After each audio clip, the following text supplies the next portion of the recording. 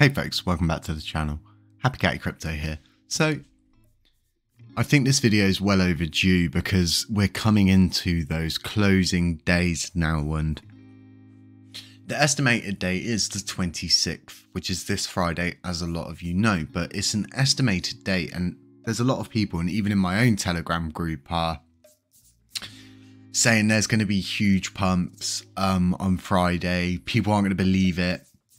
LUNC's going to change people's lives on Friday and stuff like that, but a lot of people need to get grounded and brought back to reality, because the reality of it is all that's going to happen is going to be a FOMO staking situation where the FOMOing is going to come from people who already hold LUNACLASSIC, and they're going to want to get it off exchanges onto Terra stations so they're ready to stake, and if they haven't done it already, they'll definitely be doing it when the time comes.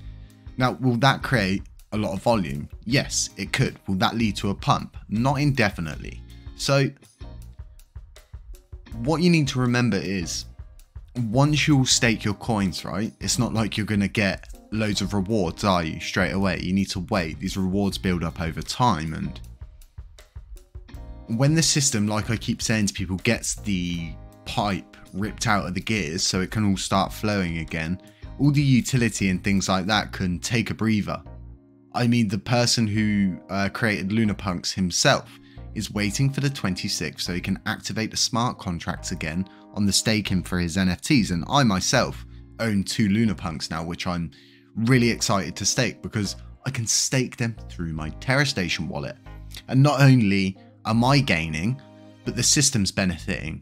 A utility that's actually built on the Terra governance is gaining from it. It's creating utility, it's creating a use case, and then you're being paid back in LUNACLASSIC, and then you're going off and spending that LUNACLASSIC, or you're likely adding it into your staking pools. And there's a lot of greatness to be achieved from this, but people need to remember this isn't a, you know, this is it, do you know, we've finally done it and now we're going to go to the moon. There's a lot of work that needs to happen on the DApp side of things, on the retail side of things, and you know, burning is so important to what we're doing. Why is it so important? Because we're limited by our market cap, and it's as simple as that, and there's no evidence to show, and this is the really sucky part, but at the same time, am I one to lie to you folks? Am I one to say to you, yeah, it's been totally proven that burning,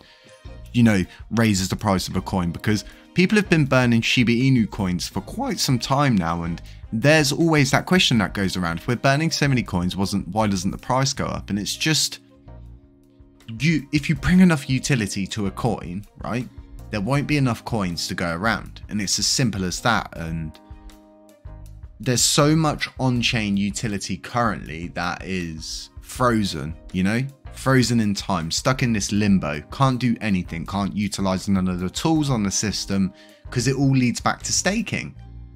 And there's so many rewards that are built up in the Oracle pool, and people are saying, why is the circulating supply going up? And recently, and we've always just put it down to this is people's coins being staked and unstaked, but it seems when you withdraw rewards from this pool, they get added back into the circulating supply. They're already there, they're in the total supply, but when they're in this pool, they don't get attributed to the circulating supply as far as we're aware.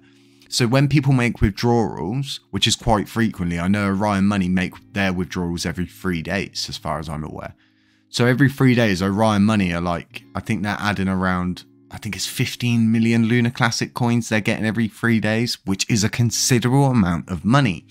And well, that's what happens when you're number one, you know. But I know them to have dropped down. Why have they dropped down recently? And this is all to do with Allnodes. And Allnodes had a lot delegated to them as far as I'm aware. But it seems they've undelegated that or redelegated that somewhere else.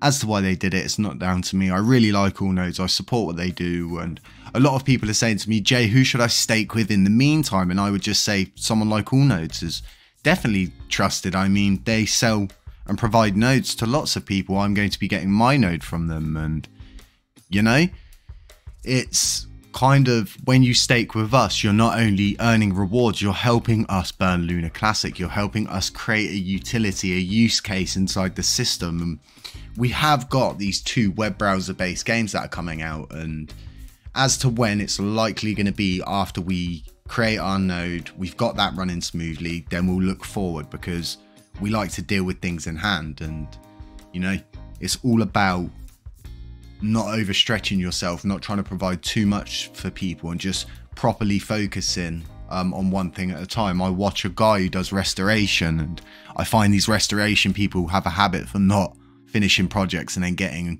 like another one to start, and it's just like, oh, can we not finish that other one first? But you know, different people, different styles. But as to staking, do remember what I've said about the vote power situation, and when it becomes time for us to create a node, there's going to be lots of other nodes that are going to be coming on the scene, providing all sorts of crazy promises and stuff like that. Just being sure that you always read the fine line and read the white papers and things like that, and make sure you know what you're involved in, because you know, if you get put into a slashing event, or your node you're part of then becomes part of a, you know, jailed inactive situation, it's not going to be good.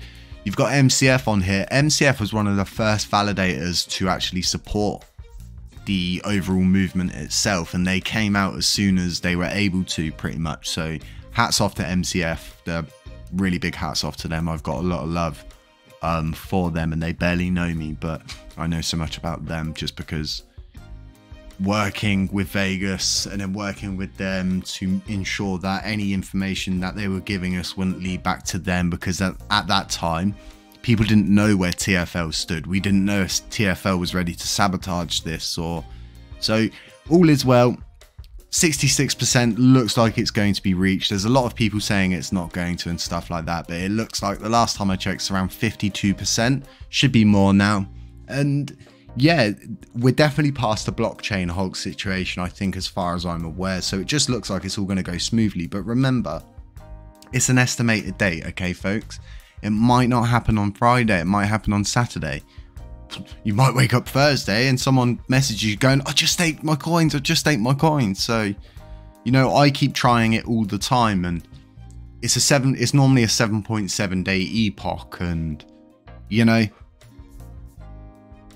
just make sure you stay grounded in times like this, folks, and look at the reasons why it would pump. What would make it pump, and would the pump be sustainable? And you've really got to think about these things, because you build yourself up so much for like a higher expectation, where if you don't set high expectations and a pump does happen, it's just like, well, that was really nice, wasn't it? And you know, you kind of didn't expected it. You expected the worst outcome. And it's not to say look at things with a pessimistic view. It's just always go into things, you know, not based on emotion and based on factual, you know, backing up where it can. I have a friend who lost he lost a lot of money during the ApeCoin minting, because he believed, because of ApeCoin having a use case with OpenSea and all sorts of crazy stuff like that, he ended up letting it keep running, and all of a sudden it dumped. By the time he woke up in the morning, I think he had pretty much lost all of his major gains that he made, and he walked away with a nice bit of profit, but compared to what he could have made, it was a considerable amount less. So, and he went into it with emotion, thinking, yeah, they have to, you know, they're putting on OpenSea, people are definitely gonna be, that's it, it's gonna blow up. And you know, you just got to take a step back sometimes and have a think. So yeah, folks, we've got the 1 day, 4 hour, 1 hour, 30 minute and 15 minute charting systems up for you now. These are direct prices from the blockchain. They don't get much more accurate than this, I would say.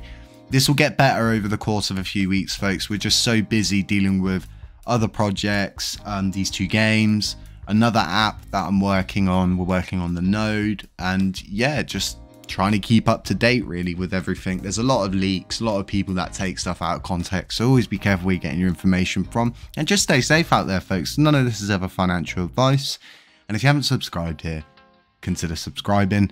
We're so close to 10k. I just can't believe this within less than 4 months. It's,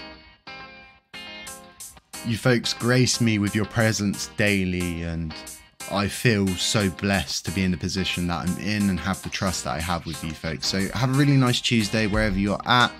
Enjoy, stay safe, and we'll catch you in the next one.